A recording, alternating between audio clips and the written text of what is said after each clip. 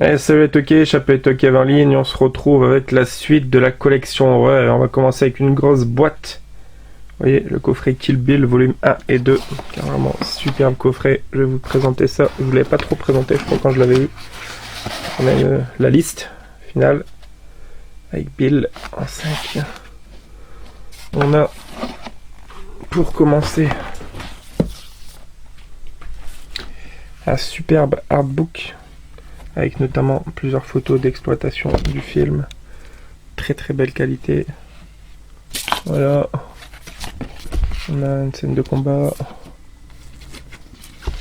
Voilà. Voilà. Et du coup, comment s'est passé le déroulement des deux films, tout ça. Blindé de photos, donc un très bel ouvrage avec des superbes photos.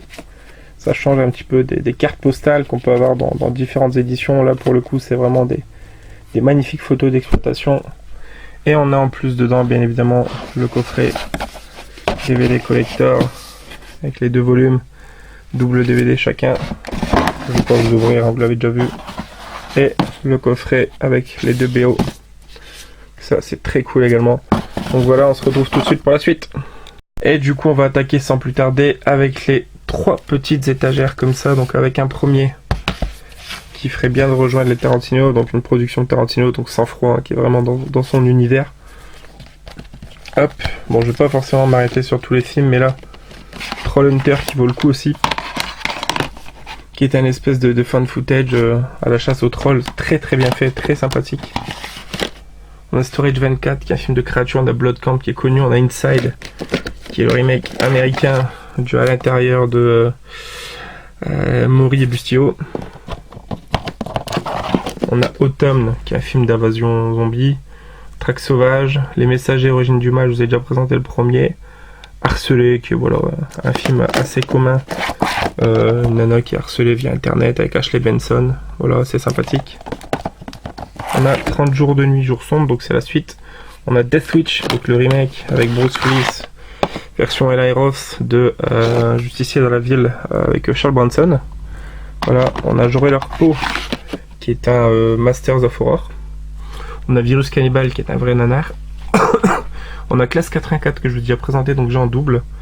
On a Extraterrestrial, qui est un film des Vicious Brothers Alien, assez what the fuck et assez violent, assez perturbant quand même. On a Hill, film français assez sympa. Vampire Diaries, je crois que j'ai récupéré il y a pas longtemps chez Noz, ça il me semble. Ouais, c'est ça. Voilà, donc une espèce de romance vampire lesbienne, je crois que c'est ça. On a Les Témoins, on a Cabal de Clive Barker, on a February, on a ce film qui a l'air d'être un ovni total. Tank Girl avec Malcolm McDowell et Naomi Watts et aussi Ice-T. Voilà, je trouve la jaquette sublime, franchement. Et au niveau de la BO, on a du Iggy Pop, on a du Gorillaz. Voilà, enfin c'est... Waouh. On a Countdown assez culte, on a Jackals qui a l'air très sympathique, pareil, une sorte de Home Invasion, rapport à une secte je crois. World War Z que je trouve vraiment plutôt sympa.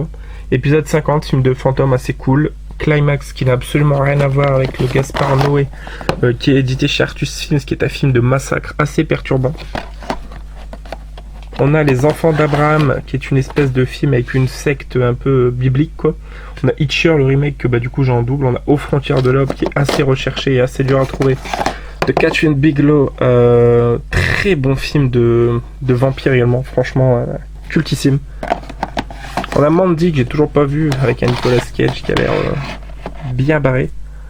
Alors, je sais pas si la tronçonneuse elle est à lui, sinon ça fait un petit peu H de Evil Dead. On a les 2 petits films à sketch, Scream Show assez sympathique. Voilà, production Romero. Le premier et le deuxième, de mémoire je crois qu'il n'y en a que 2. Voilà, très cool aussi. On a le Phantom of the Paradise de Brian De Palma, cultissime. On a le Cercle des Vampires, on a Blood Island que je vous ai déjà présenté, on a La Traque, on a Asylum. C'est tout pour la première. Ensuite, pour la seconde, c'est que des films en VO. Alors, on a Hell Baby, qui est un film avec le bébé du diable, en gros. J'arrive pas à sortir. On a American Mary, qui est un survival horror slasher assez cool, assez fun. On a The Bleeding House, je sais plus c'est quoi ça. The Bleeding House.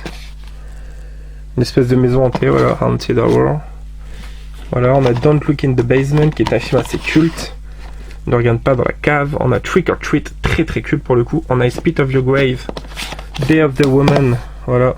Et c'est une superbe édition, vous voyez, c'est un coffret qui regroupe un très bon livret sur le film. Et on a également l'affiche. Je crois qu'on a l'affiche originale et l'affiche remake, donc cool. C'est un... En plus je l'ai eu, je crois, bon c'est un apport, hein, mais je l'ai eu pour entre 2 et 3 euros frais de port inclus sur Amazon UK. I Spit on Your Grave 2, donc c'est le remake, la suite du remake. Alice in Wonderland, voilà, qui est une espèce d'Alice in Wonderland du meurtre. Nanardesque à souhait. Vraiment mal joué, mais bon, pour le délire quoi. On a The Girl Next Door qui est hyper perturbant. Il est vraiment starbé comme film. On a Madison County qui est un slasher assez fun. Voilà.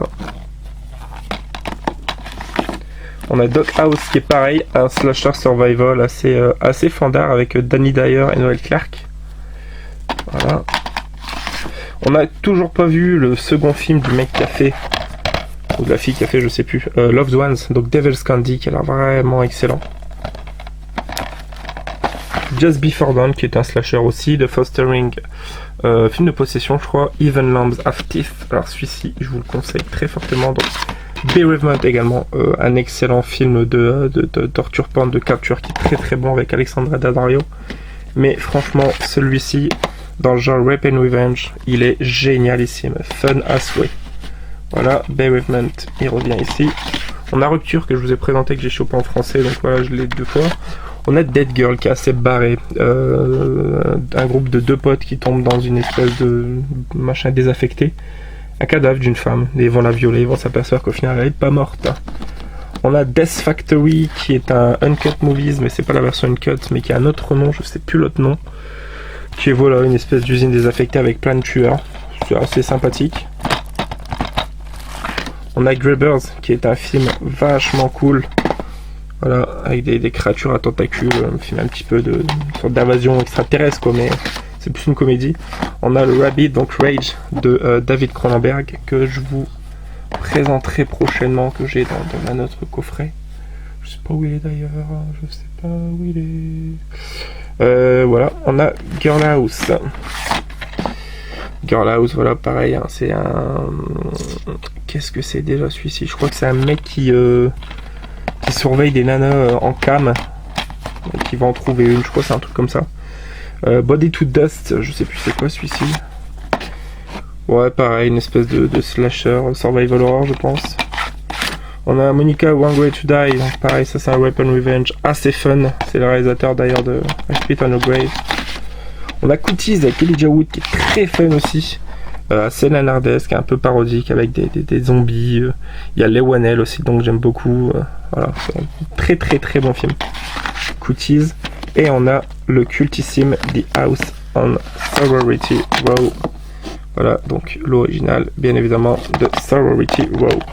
Voilà, ensuite, qu'est-ce qu'on a? On a en film français, La Maison des Damnés, Le Village des Damnés, Le Village des Damnés original, The Invisible Man, donc l'homme invisible, bien évidemment, Bride of Frankenstein et Frankenstein. Ensuite, on a Vampire Killer Barbies, donc c'est Jess Franco. From Director of To Kill and Jack the Ripper, je crois que c'est ça, ouais. Voilà, Vampire Killer Barbies. Bon, on a 3 films que je suis heureux de posséder, donc Killer Tomatoes, Eat Friends, très content de les avoir. Le second, Killer Tomatoes, Strike Back. Celui que je vous ai présenté avant, c'était le 3e, et donc celui-ci, Attack of the Killer Tomatoes, donc le premier du nom dans l'édition 25e anniversaire, très cool. Ensuite on a Ghost on the Loose, un vieux film avec Bela Lugosi. On a Bad Biology que je vous ai déjà présenté, qui est Sex Trouble de Frankenheimer, et on a Bride of Frankenstein que du coup j'ai en double.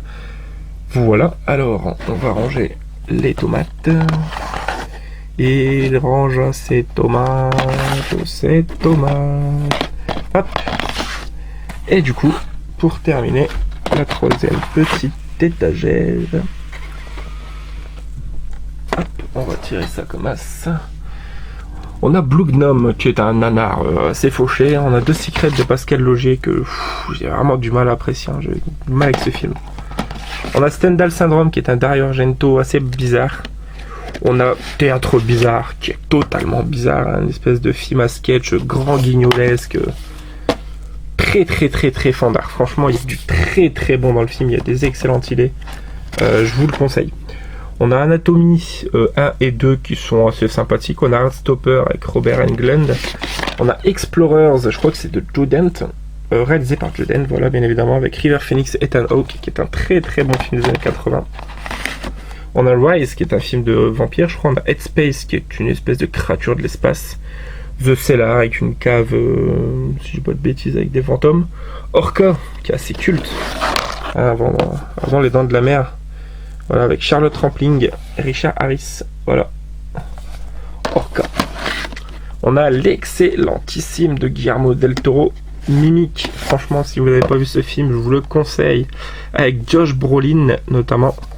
Un excellent film. Franchement, ça doit être le deuxième, je crois, de del Toro, si je dis pas de bêtises.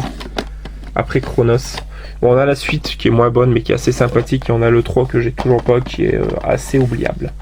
On a Madame Loup-Garou qui est assez culte. On a les 2 Battle Royale qui sont géniaux, surtout le premier.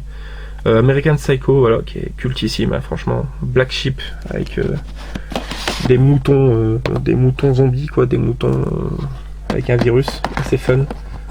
On a Blackout, qui, si je dis pas de bêtises, se passe dans un ascenseur. On a Machete, qui étonnamment n'est pas avec Machete Kills. On a Fright Flick, qui est très mauvais. On a Event Horizon, que je vous présenterai dans une autre édition également prochainement. On a La Nonne, que j'ai toujours pas vu, je crois que c'est la version, non c'est pas le nouveau. Ah oui, si, celui-là de Luis de la Madrid, qui est pas terrible. Pas terrible, je trouve. Les Cavés de l'Apocalypse, que je trouve excellent, avec Dennis Quaid, ou qui fait toujours je confonds tout le temps. Dennis Quaid, bien sûr. On a Day to Kill, qui est très fun sur une musique de Linkin Park. On a All Children Dies, qui est un excellent slasher. On a Alone in the Dark, que je trouve pas si mauvais pour une adaptation de jeu vidéo. On a un très bon Torture Porn Captivity, j'aime beaucoup, avec Elisha Cuthbert. On a l'excellentissime Apocalypto de Mel Gibson sur les Mayas, qui est génial. On a Babysitter Wanted, qui possède Bill Moseley au casting, Otis Firefly, rien que pour ça, ça vaut le coup. On a The Breed, je crois que c'est des chiens avec un virus, quelque chose comme ça. 75, qui est un slasher avec Rutger Hauer assez particulier. 8mm et 8mm2 qui sont très bons, surtout le premier avec Nicolas Cage, qui sont pas vraiment des films d'horreur du tout. Ça se passe sur le milieu du snuff movie et c'est barré. On a 3 histoires de l'au-delà. Voilà, donc de Kim Ji-won, Peter Oh Shun-chan et Nonzi Min-do. Voilà. Donc un truc asiatique aussi. Je sais pas qu'est-ce que ça fout là, pourquoi je l'ai pas mis avec le cinéma asiatique. 13 fantômes qui a mal vieilli, 30 jours de nuit qui est trop bien, très culte. Et voilà, ça conclut cette vidéo. J'espère que ça vous aura plu. Et il nous restera pas grand chose avant d'arriver au bout, mine de rien. Allez, en route vers Halloween, à demain et Tokyo.